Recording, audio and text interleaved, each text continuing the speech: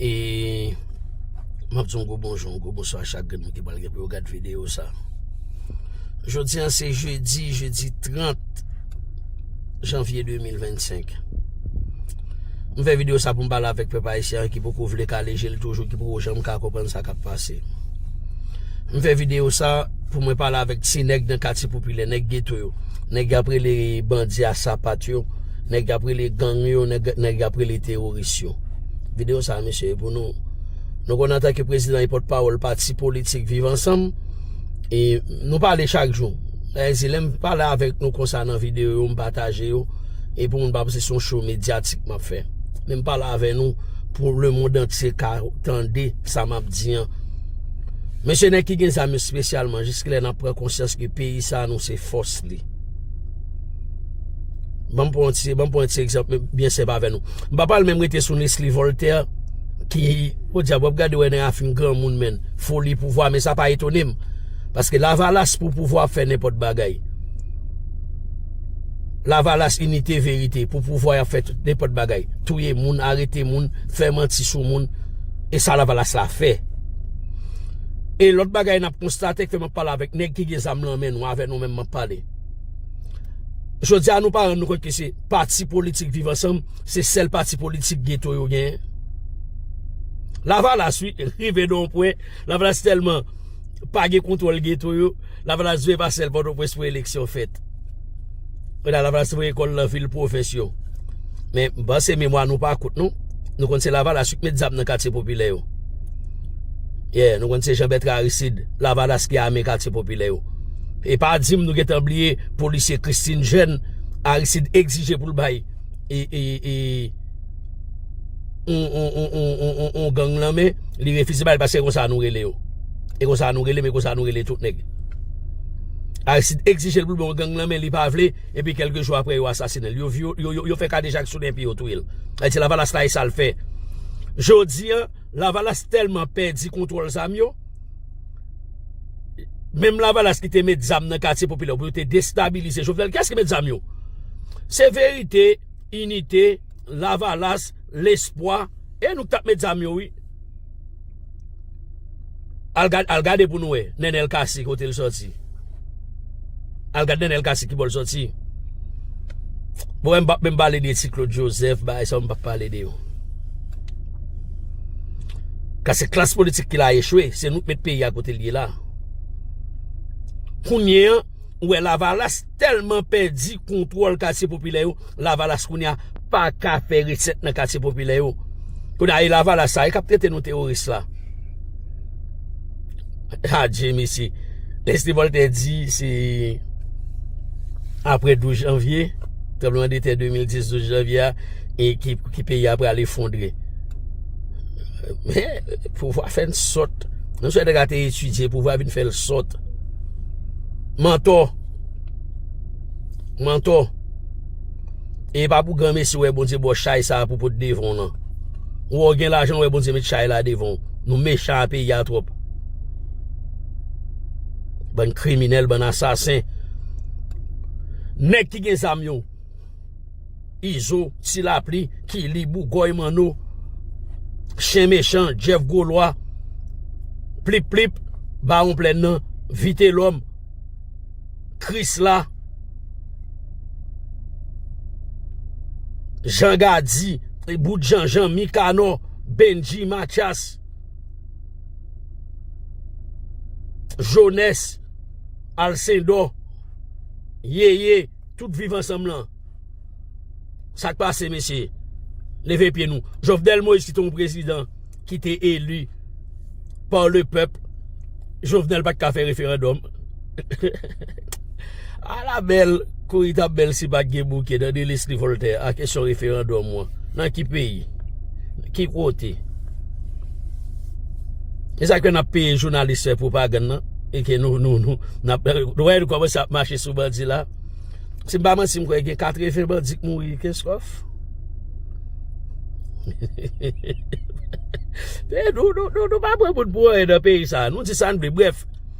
En tout cas peuple haïtien nèg qui gen zam nan mais dans quartier populaire tout monde dans quartier populaire je dis à nous gon seul parti politique et les partis politiques vivent ensemble OK et celle de nous gagnent. Et la voilà s'échouer, parti politique vivre ensemble comme un jeune parti politique, retiré, ok, et pouvoir ça la voilà se gagner dans ghetto nan men. Je dis à nous conseil parti politique.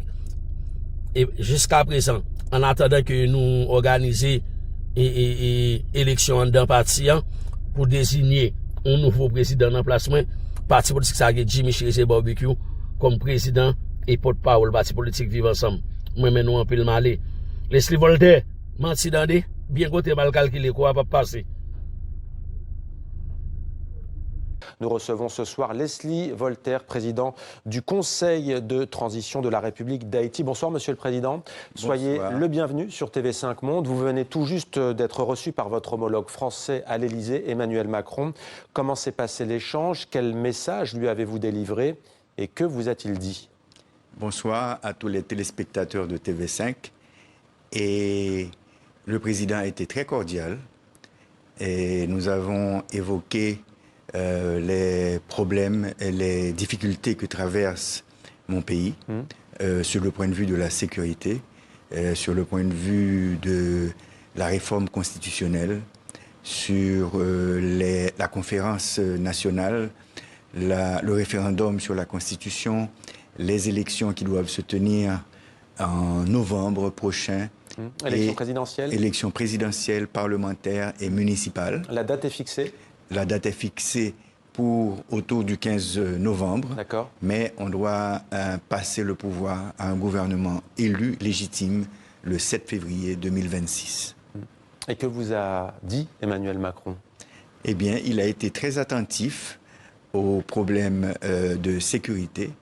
Il a promis de renforcer le blocus pour éviter le trafic de drogue entre la Colombie et Haïti. Un blocus qui se fera avec les forces navales colombiennes sur demande du président Petro. Et il a aussi parlé de renforcer l'aide en sécurité, en éducation, en énergie et en reboisement de l'environnement. Et aussi, sur ma suggestion, d'aider à former un corps civique qui inclurait les enfants soldats, les jeunes qui sont au chômage pour aller aider au reboisement du pays. Quand vous dites les enfants soldats, ce sont les enfants enrôlés dans les gangs armés, notamment ce sont les enfants des rues qui ont été enrôlés et qui sont exploités par les gangs et qui servent de bouclier humain aux gangs. Comment expliquez-vous, Monsieur le Président, qu'en Haïti, ces gangs armés soient aussi puissants au point de contrôler désormais, on le dit depuis maintenant des mois, une grande partie de Port-au-Prince? D'abord, ils avaient été soudoyés par des politiciens et des hommes d'affaires très puissants, mais maintenant ils se sont indépendisés et libérés et ils contrôlent un trafic de cocaïne et d'autres drogues illicites. Ils contrôlent un trafic de munitions et d'armes. C'est un trafic très lucratif. Et ils font aussi un trafic d'organes. Trafic d'organes? Oui. C'est-à-dire? C'est-à-dire qu'ils tuent des gens et enlèvent leurs organes et les exportent vers l'étranger. Comment Haïti a-t-il pu en arriver là? Eh bien, c'est depuis le tremblement de terre. On a eu un effondrement de l'État. Ensuite, on a eu une présidence qui a légalisé les bandits. Et d'ailleurs, qui avait un slogan de bandit légal et qui s'est associé aux bandes armées et qui ont contrôlé le pays. La présidence, dites-vous, a légalisé ces gangs armés? Oui, c'est bien ça. Sous quelle présidence? Michel Martelly, l'artiste. Ouais. Pourquoi? Pour contrôler le pouvoir, pour avoir un pouvoir de milice qui contrôle le pays. Ça, Michel Martelly, ancien artiste, vous l'avez dit, il a toujours nié? Bon, il a toujours nié, mais les Américains et les Nations Unies l'ont mis comme un associé au gang et ont sanctionné. Le 7 juillet 2021, Leslie Voltaire, le président haïtien Jovenel Moïse, était assassiné chez lui par un commando. Cette tragédie a-t-elle aussi précipité la crise généralisée politique, sécuritaire, économique? Oui, tué par un commando d'anciens militaires, de vétérans colombiens. Ça s'est avéré désormais? L'enquête l'a prouvé? Ils sont en prison, il y a une vingtaine qui sont en prison et qui étaient associés aussi à des policiers haïtiens qui sont aussi en prison. Juste avant que la question m'échappe, parce que nous-mêmes dans nos journaux, nous parlons beaucoup de Port-au-Prince. On sait peu de choses sur les campagnes en Haïti. La situation y est moins violente?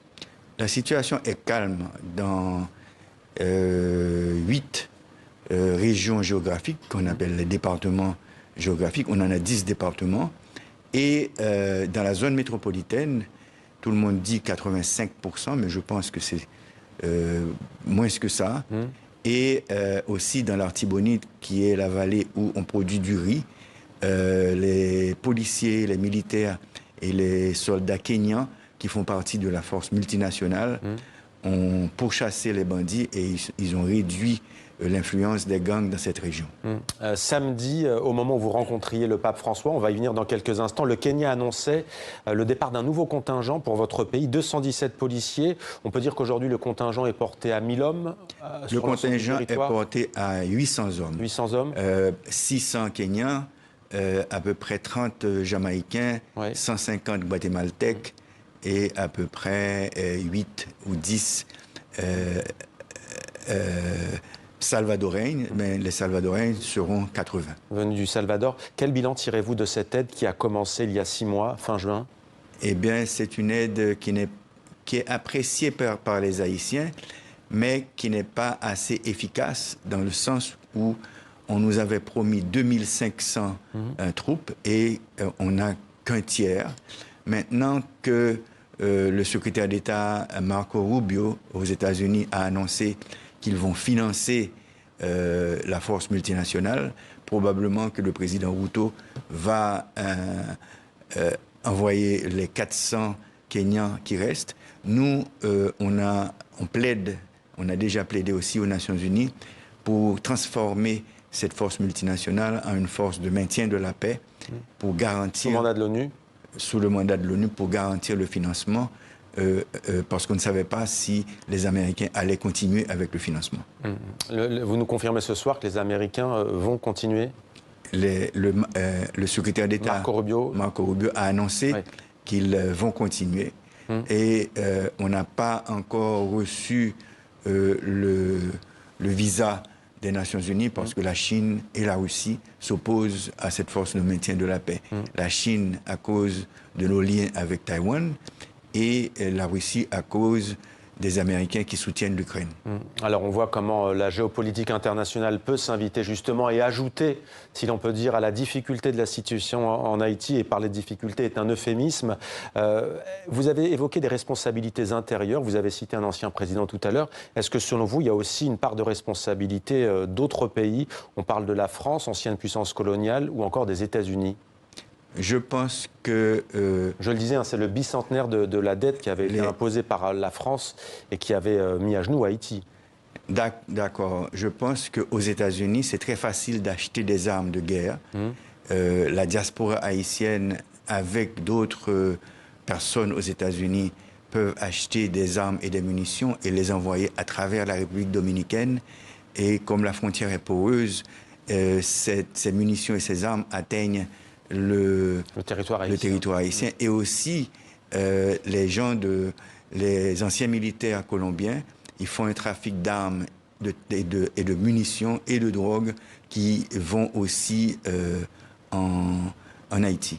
Donc il y a cette raison. S'agissant de la France, est-ce que vous, en tant qu'ex-puissance coloniale, vous avez été satisfait par ce que vous a dit Emmanuel Macron? Est-ce que vous attendez plus? Est-ce qu'il faut une réparation, par exemple, s'agissant de cette question de la dette? Il faut dire que c'est le président Macron qui a évoqué la dette et que nous appelons la rançon. Et, la rançon et la réparation.